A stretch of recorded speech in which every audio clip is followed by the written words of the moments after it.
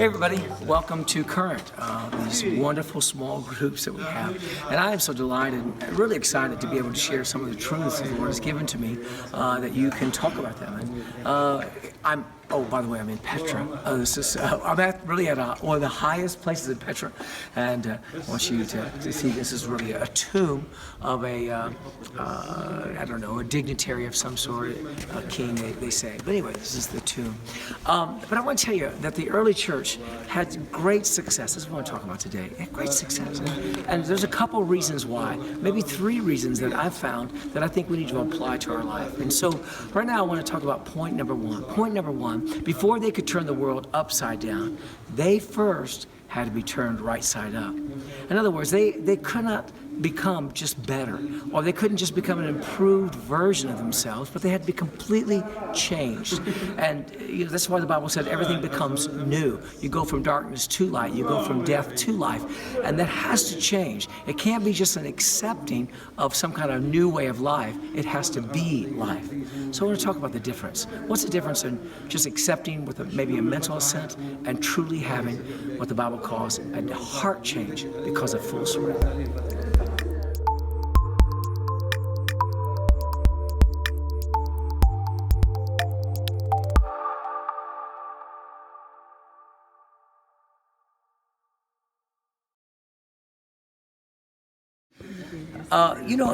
Point number two, the early church had something else going for them. They only had one king, and that was King Jesus. And notice all the world system, how everything is vying for your attention and trying to draw you away from the king. But they only had one king. That's what they noted about them. In other words, they didn't worship any idols. Now, when we think of idols, a lot of times we think of this right here, this kind of thing like this. This is the idol in honor of the mountain god. And the mountain god supposedly gobbled up the sun here in Petra, would gobble up the sun and then spit it back out the next morning. So they honored this god with giving them, light and heat and stuff like that. So anyway, you can see that. I don't know if you can see the square eyes and the nose and square. Notice it has no mouth. And the reason it has no mouth is because even though he watches you, he can never speak. Wow, isn't that sad? People live their entire life worshiping that. But how sad it is also for the idols that are a little more subtle in our world today. Because anything that you prioritize more than you prioritize God. Anything that brings you more joy than your God. Anything that you honor greater than your God. Anything that takes up more time. And anything, in other words, that you place higher than who you say is king is really your king. And it becomes an idol. And the world is filled with idols. So what is it today that has replaced your king?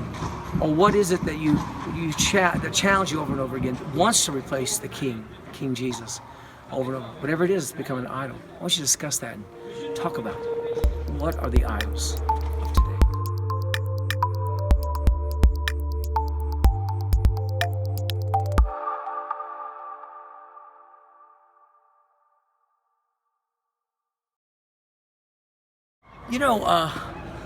The next thing that I want to discuss, point number three, is that the passion that the early church possessed, it drove them. I mean, this is what they were about. And right behind me, if you can look up there and see, I'm standing in front of the treasury here in Petra. And can you imagine that? That was all rock out maybe as much as 10 feet in front of that. And this is all done by relieving rock from the areas that they've left. And what they left, listen, there's probably, the truth is, probably it took another generation. People who started this are not maybe even further than that to be able to finish it. But they were driven by such passion to be able to put something together like this. Now, this was just to celebrate their death.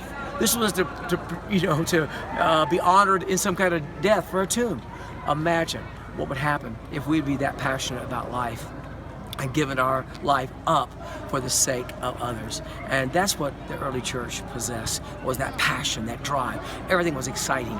Everyone was thrilling. Even when they were chastised by adversarial situation, they said they were proud of the fact. They were thrilled that they had a chance to even suffer for Jesus. That's how passionate they were. So I want to ask you the question, how passionate are you about your Christianity? How passionate are you about Christ? Are you driven to do the things that He's called you to do? Or does somebody have to prime the pump to get you to do it?